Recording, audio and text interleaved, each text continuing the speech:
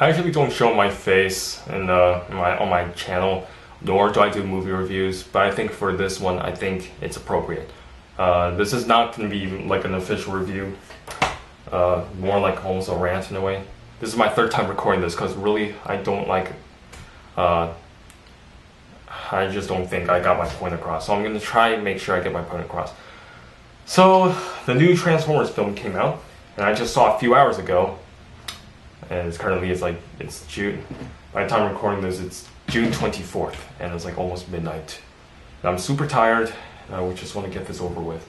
Because I was literally sitting in this room for like hours just trying to figure out what to say. Is the movie good? No. Of course it isn't. Is the movie... Did I expect it to be this bad? No. I just want to say, if you enjoyed The Last Night, good for you. This review isn't meant to attack you in any other way. This is just me. I just want to be honest and give you my personal thoughts for me as a Transformers fan. Now, I enjoyed the first movie. I didn't enjoy the second, even though it does have some cool things. The third was boring, but at least the last act was pretty cool. And the fourth movie was just... I enjoyed some new things they've done, but overall it wasn't a good film. I guess it's kind of a guilty pleasure of mine. So the Transformers franchise, overall, I enjoy it for what it is. Just dumb fun, just dumb robot action. And for The Last Night, I expected no different. But boy, even as a Transformers fan, even for a Michael Bay film, this was a huge disappointment.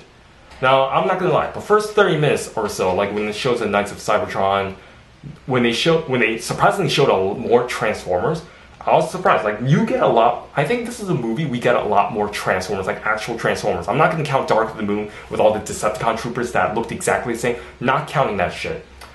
This is the first time ever in a long time we've seen more Transformers who look different.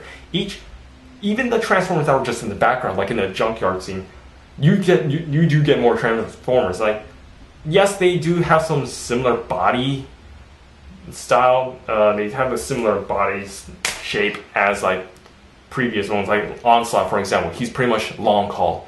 Or this one guy in the junkyard scene, he literally looks like this Scrapper, I think that's his name, in Revenge of the Fallen, that scooper truck thing, the Constructicon. So yeah, most robots look exactly the same, but they look different nonetheless. You get unexpected returns from certain Autobots, which I'm actually surprised. You get a few new Autobots that I did not expect at all. And yeah, you get more Transformers. And finally, for the first time, you actually see Drift, Crosshair, and Hound transforming into their vehicle modes. We've seen Drift transform into a helicopter only twice in Age of Extinction, but we never seen him transforming into a car. We get to see that here. We get to see him transforming into a car and back into a robot. That I like. I'll give the movie props for that. It at least gives us more Transformers, and it gives us more, and at least gives them a personality and some character. Did it do more than that? No. It only gave us a tip of the iceberg, but it really should have given us the whole thing, I wish. Instead, it's the same thing we've seen in previous 4 movies, and you know what, I'm not even surprised. And you know, I expected that. And I knew this film was going to do the exact same thing as the previous 4 movies, but I at least expect some entertaining action sequence. And there were some pretty cool action scenes, like mostly the first 30 minutes when they were in an abandoned city, with Megatron and Decepticons against the Autobots. Even though most of the Decepticons, spoiler alert, most of them died, and it was pretty disappointing. It was still cool nonetheless. The Knights were cool, though the little bit with World War II when we saw Bumblebee and Hot Rod, that was actually kind of cool. Few new additions, few new cast were actually not that bad. Cogman's probably my favorite one because he's pretty funny. He doesn't transform, which I was disappointed with. Squeaks was tolerable, like he wasn't as annoying as that little girl who was in the movie for no apparent reason. Canopy is nice. Is a nice addition. He has this gentle voice, which I actually like, even though he's in this film just to die. There's another Autobot who I forgot his name, but he's like this he has like a lot of junk and stuff. He gives like a lot of spare parts. He was cool, despite being in the film for 2 seconds. The Decepticons. We do get some Decepticons, but their names are fucking retarded. Mohawk? Nitro Zeus? Really? Berserker is, yeah, I think that's the only cool name. Dreadbot. Really, Dreadbot. But, one thing I'm actually surprised with that movie, with the Decepticons in this film, that they actually have character, they actually have personality, and we actually see them interacting with each other. My favorite scene with Decepticon interactions when Barricade gives information out to Megatron. Megatron's like shouting at Barricade, and yeah, Barricade's in the movie quite a lot. Like, I did not expect him to show up as much. I mean, he's not in the movie a lot, but I honestly expect him to show up in the movie for 5 minutes. He's probably in the movie for at least over 15 minutes, which I'm actually quite impressed with. So if there's one thing I'll give this movie credit for, it actually gave us more Transformers, like I said, which I'm surprised with. However, the rest of the film is pretty bad. Like, the human characters, I could care less about them. When you find out Kate is the last night, that pissed me off so much. Anthony Hopkins, he's just Anthony Hopkins just being funny, and I can tell he had a blast with this movie. But yeah, his character was kind of pointless. I mean, the only reason why he's there is just to give exposition scene. Like, this was cool. I actually like the fact that he used to work with the Autobots, but now he has a job to do because he's in the TRF, the Transformers Resistance Force. I think that's what they're called. So it's kind of interesting that there's a conflict there. Was it done well? Not really, but it's a neat idea. My goodness, there's a lot more things I want to say about this film, but overall, as a Transformers fan, I was incredibly disappointed with this film. So I have to give it a rating. I'll probably give it a 4 out of 10. Really, like, if I have the time, if I feel like to, I'll try to make an actual constructive review. This is just my knee-jerk reaction because I just saw the film hours ago, and I want to give you guys my opinion on it. I usually do like quick movie reviews on my Instagram stories when I give like my quick thoughts on it. So this is pretty much my quick thoughts on YouTube.